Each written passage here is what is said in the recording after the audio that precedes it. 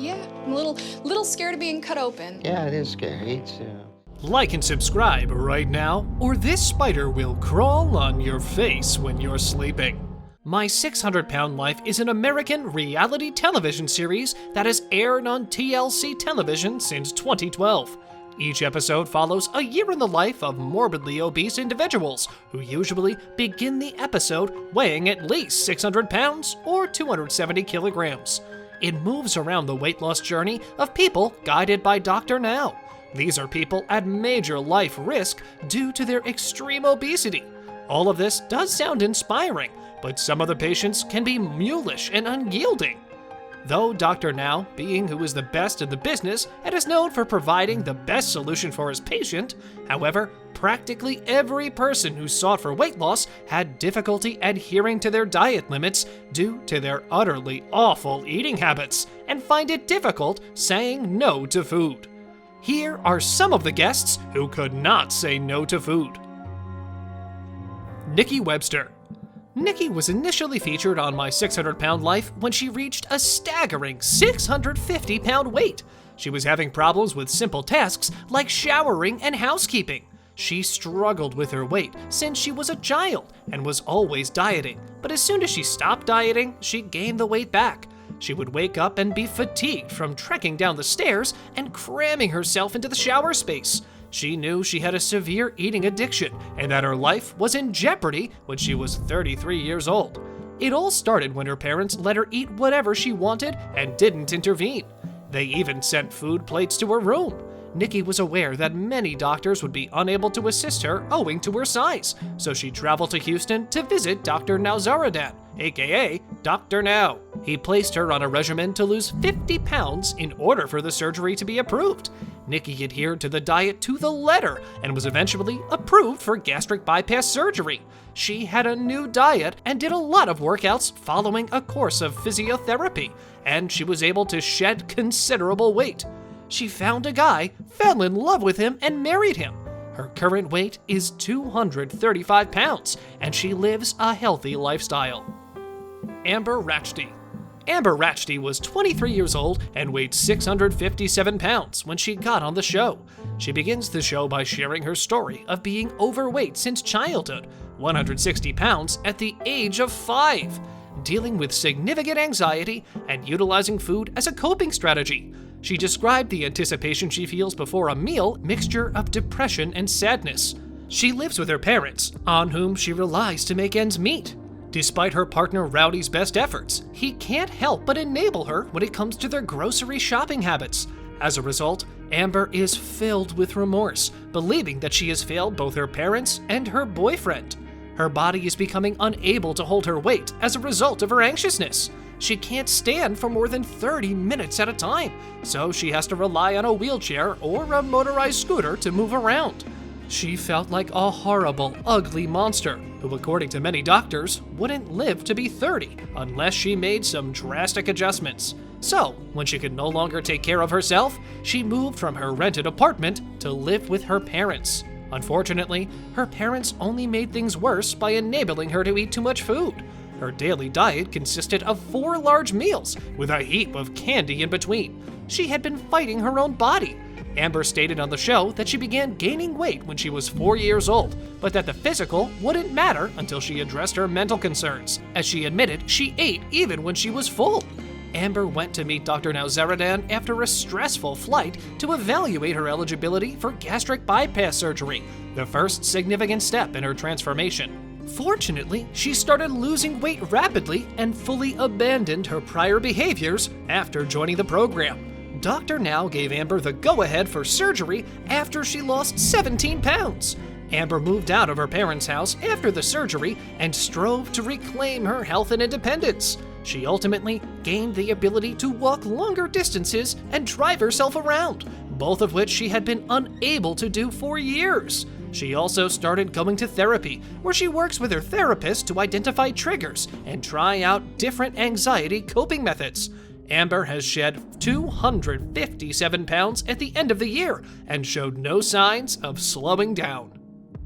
Brittany Fulfer. When Brittany Fulfer made an appearance on season 4 of the show, My 600 Pound Life, her story was one of the most devastating that the show had ever presented. She began her weight loss journey with Dr. Now, weighing a whopping 605.5 pounds.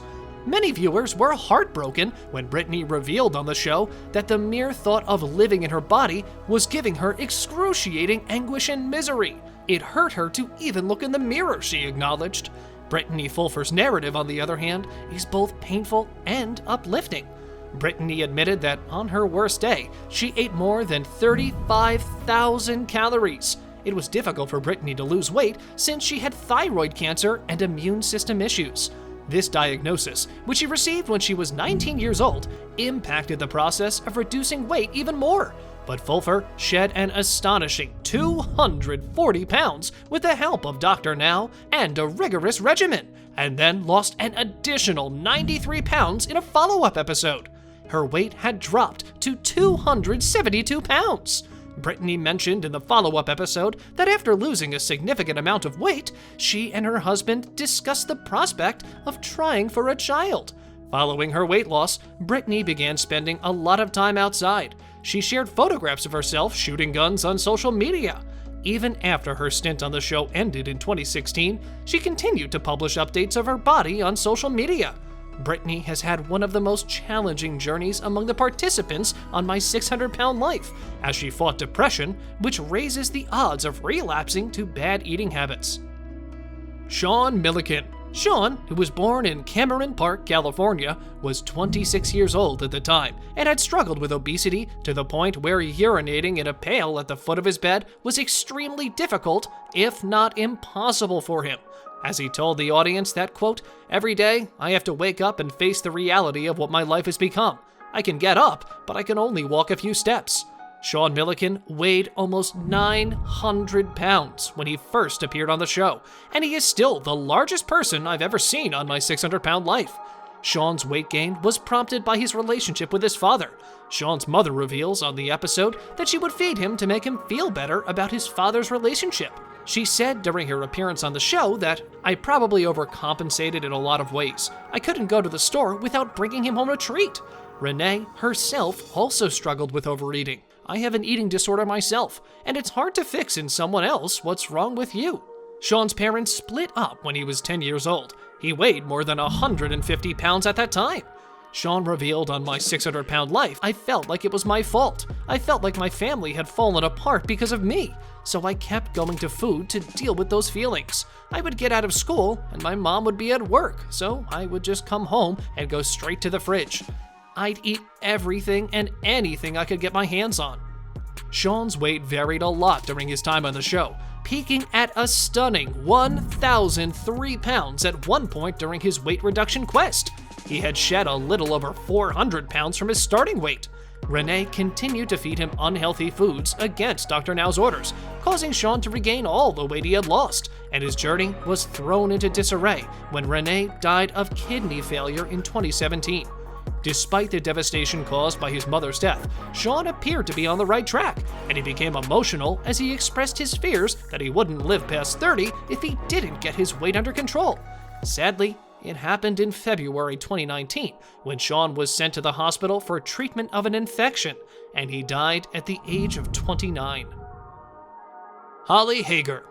Holly, who was 38 years old when she arrived in Houston to meet Dr. Now, weighed over 650 pounds, and she admitted that this wasn't her first time undergoing weight loss surgery.